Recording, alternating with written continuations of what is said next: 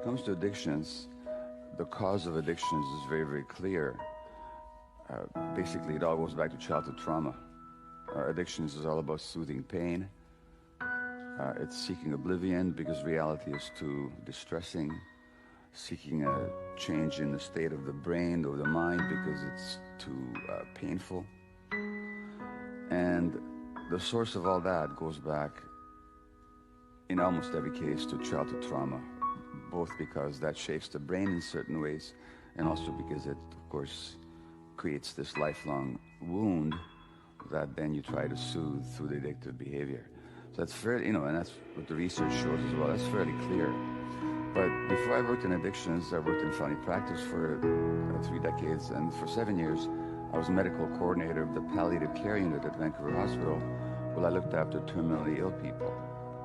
And so, both in family practice and in palliative care, the question of who gets sick and why was salient for me, and I began to notice, after a while, that disease is not random.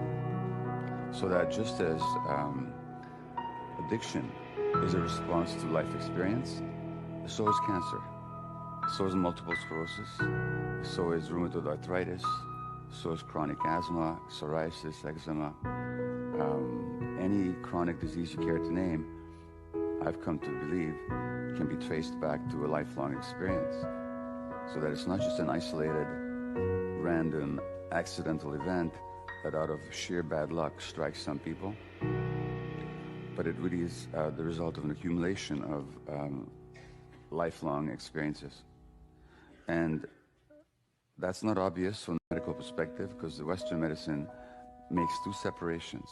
We separate the mind from the body, and secondly, we separate the individual from the environment.